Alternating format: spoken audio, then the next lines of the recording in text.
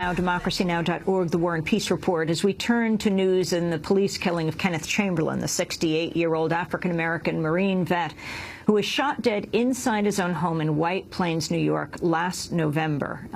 The police were called to Chamberlain's apartment this past November after he accidentally set off his Life Aid medical alert pendant. He was a heart patient. Democracy Now! Has reported extensively on the case. The police came to his home because Life Aid called them.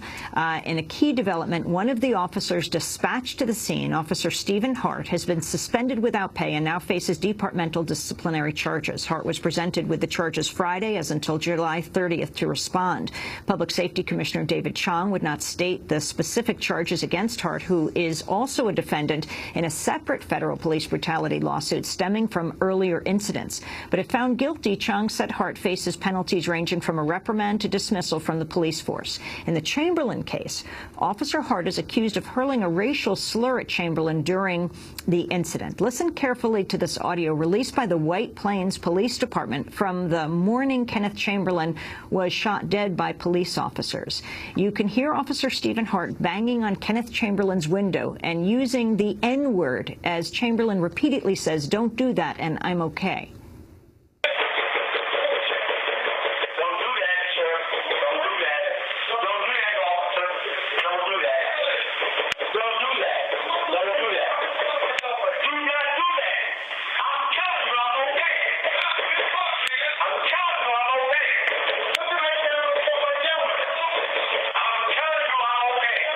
That was Officer Stephen Hart and Kenneth Chamberlain Sr. The tragic incident occurred early on the morning of November 19, 2011, when police arrived at Chamberlain's apartment. He told officers he was okay, but refused to let them inside his apartment. The police responded by breaking down his door, shooting him with a taser, then with bean bags, fired from a shotgun, and finally, Officer Anthony Corelli shot him dead.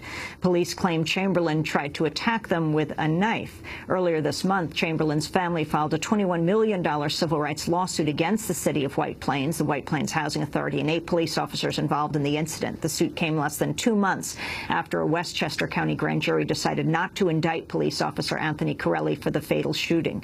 Democracy Now! Attempted to reach White Plains Public Safety Commissioner David Chong for comment this morning, but he didn't immediately respond. For more, we're joined by Mayo Bartlett, an attorney for Kenneth Chamberlain's family, former chief of the Bias Crimes Unit of the Westchester County District Attorney's Office, and former chair of the Westchester County Human Rights Commission. Mayo Bartlett, welcome back to Democracy Now! We just have a minute, but the significance, the first officer involved in the police killing of Kenneth Chamberlain to be suspended without pay.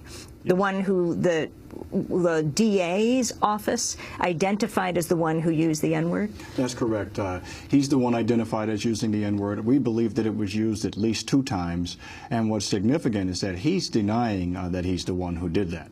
And he's saying that he's not denying that the word itself was used, but he's saying he's not the one who used it. Now, we don't know his voice. We don't recognize his voice, but we know that the words were used. And do you know that this is the reason he's been suspended without pay? Well, we really don't know that because they won't even tell us why he was suspended without pay, but I think that logic would dictate that that's got to be one of the reasons contemplated.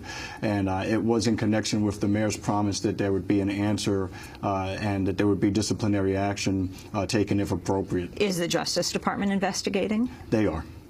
Even though a grand jury has refused to bring charges. Now, the main police officer who shot him dead is known, Anthony Corelli. That's correct. He has not been suspended. Not yet. The significance of Hart for you and Ken Chamberlain's family? Well, the significance of Hart to us is that we believe from the very beginning that Officer Hart treated Mr. Chamberlain, that the police department as a whole treated Mr. Chamberlain in a way that he should not have been treated. And it shows that it vindicates our earlier suggestions that they were unprofessional in their conduct and that they were abusive in their conduct toward Mr. Chamberlain. We're going to leave it there, but we'll continue to follow this case. You can see all of our coverage of the Kenneth Chamberlain case at democracynow.org. Mayo Bartlett, thanks so much for being with us today. Thank you. That does it for our